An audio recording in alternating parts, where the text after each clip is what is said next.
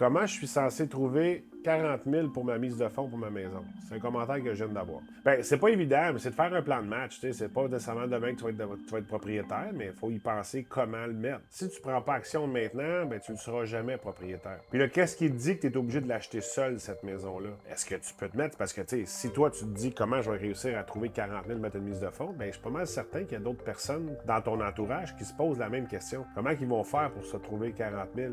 Là, je sais pas quel âge que t'as. Bon, si t'es en famille, c'est un peu plus difficile, ce que je vais dire, mais si t'es pas encore avec une famille, tu vas souvent pouvoir rencontrer des amis. Tu vas souvent des amis qui pensent la même affaire, vous vous entendez bien, prêts d'acheter à deux. Donc là, c'est plus 40 000, c'est 20 000 qu'il faut pour la mise de fonds. Mais comment on met 20 000 de côté? T'es obligé de te dire, faut travailler plus pour dépenser moins. Si on peut pas travailler plus, faut vraiment, vraiment, vraiment dépenser moins. Puis sinon, faut travailler plus. Là, vous allez me dire, ouais, mais j'ai pas le temps parce que j'ai une vie sociale. Non, mais coupe ta vie sociale si tu veux devenir propriétaire. Il y a un effort à faire. À tous les temps, tous ceux qui ont eu une maison ont dû faire un effort à un moment donné, mettre de l'argent de côté pour être capable d'acheter.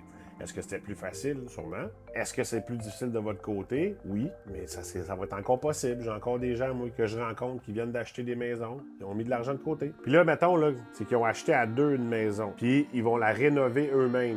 Il y a une rénovation à faire dedans, puis ils vont louer une partie de cette maison-là pendant qu'ils rénovent l'autre partie. Ils vont vivre sur la côté rénové. Ça va être moins le fun, là, vivre dans cieux de bois, puis le J-Proc, puis les mecs qui fassent le plâtre. Ça sera pas le fun, là. Mais ils vont le mettre. Ils vont, faire prendre la valeur à la maison. Ils vont le faire eux-mêmes, donc ils vont sauver sur des coûts parce que il y a certains professionnels qui n'auront pas le choix d'engager, mais pour ce qui est de la finition, ils vont s'en occuper. Donc, ils vont faire prendre la valeur à leur investissement, puis là, au bout de 3, 4, peut-être 5 ans, ben avec cette même maison-là qu'ils ont achetée, ils vont se dégager, puis là, chacun va avoir sa mise de fonds pour s'acheter une maison. C'est plus difficile si on pleure puis on s'apitoie sur notre sort, ben puis on y arrivera jamais. Puis si on attend que ce soit le gouvernement qui le fasse, puis qu'avec le projet de on va construire des maisons comme vous ne l'avez jamais vu et ça sera abordable, j'y crois pas nécessairement. Je pense que c'est de passer à l'action si on veut vraiment être propriétaire.